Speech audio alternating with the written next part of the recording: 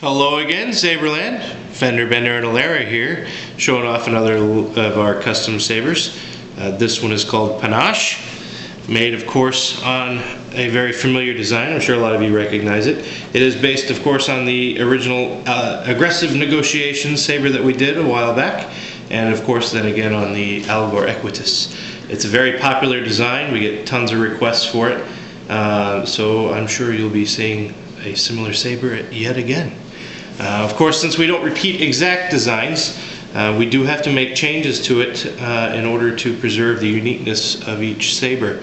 Now, it is actually kind of difficult to preserve the image that design evokes while still making enough changes to keep it unique. So I did alter. Now on Aggressive Negotiations, it was a thinner overlay material that was, hand cut in a lot of places, so the grooves were a lot wider. Then on Algor Equitas, we started using the thicker aluminum tubing for the overlays, which gives it a much more substantial look. And we took it to the mill to actually do our grooves for us, give it a much more defined look to it. So on this one, I just changed the length and variation of the grooves in the actual overlays, adding a stop and then starting again so they don't go all the way through. Still got the window here with the 3 blinky LEDs poking through there in the blue, green, blue pattern. Then on the underside, you'll see the choke point here is powder coated in trans gold. The customer requested some gold or brass accents somewhere on the saber, so I figured that is a great place to add a variation in color. And of course we've got the threaded in recharge port and the rear overlay being held on with the nice anodized CoverTech wheel. It is a very similar design, but if you look closely between the two sabers, you will see quite a few differences. Of course, on these, they're FX powered sabers, and we have the latching guarded switch here rather than the lighted anti-vandal that we used on Algor Equitas, which had a US board.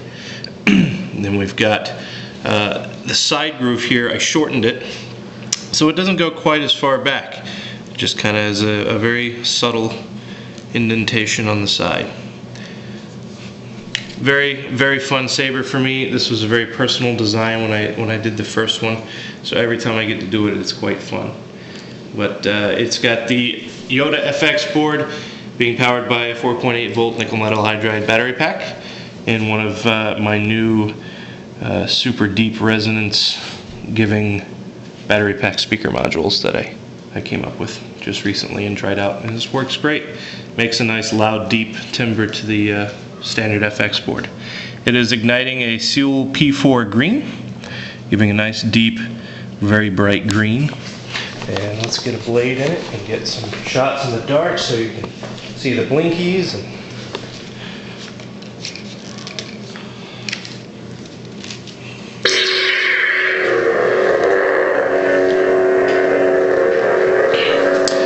Now, since the accent LEDs are flashing LEDs, they do blink in a random sequence, which occasionally decides to do a nice scrolling or sequenced pattern as they kind of go through their random flashing sequences. And you can see that the P4 gives off a very nice bright deep green. It's always nice to use the P4s.